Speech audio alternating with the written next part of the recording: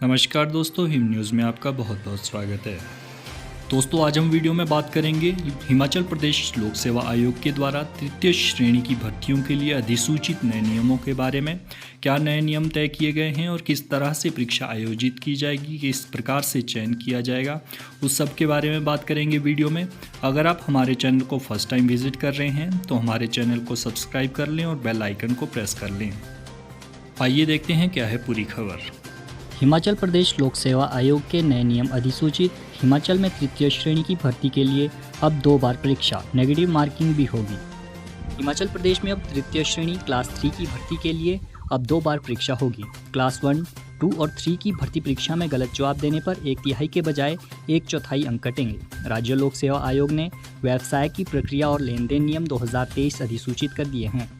Class 1 और 2 की भर्ती परीक्षा में 4 की जगह 5 विकल्प दिए जाएंगे।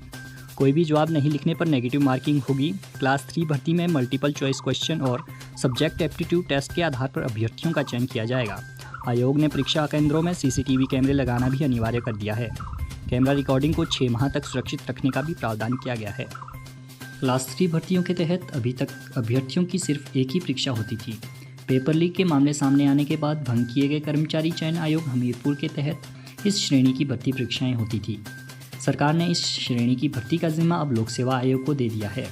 आयोग ने नए नियमों के तहत क्लास 3 की भर्तियों के लिए प्रक्रिया शुरू कर दी है। क्लास 3 भर्तियों में अब क्लास 1 और 2 की तर्ज पर 2 परीक्षाएं होंगी। पहली लिखित परीक्षा में मल्टीपल चॉइस क्वेश्चन पूछे जाएंगे, दूसरे में सब्जेक्ट एप्टीट्यूड टेस्ट होगा। इन दोनों परीक्षाओं में अंक 100 रखे गए हैं। 30 अंक प्राप्त करने वाले अभ्यर्थियों को ही पास माना जाएगा। दूसरी परीक्षा पहले वाली परीक्षा की मेरिट के आधार पर होगी।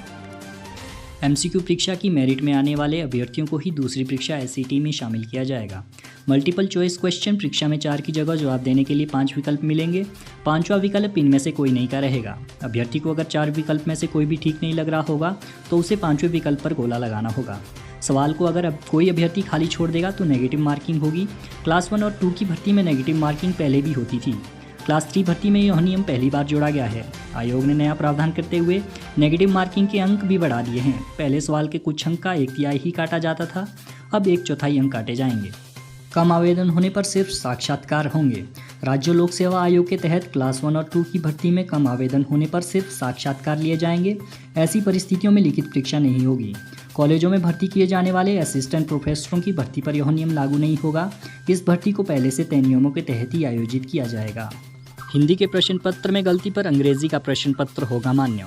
आयोग ने कहा है कि भर्ती परीक्षाओं के हिंदी और अंग्रेजी दोनों भाषाओं में प्रश्न पत्र दिए जाएंगे।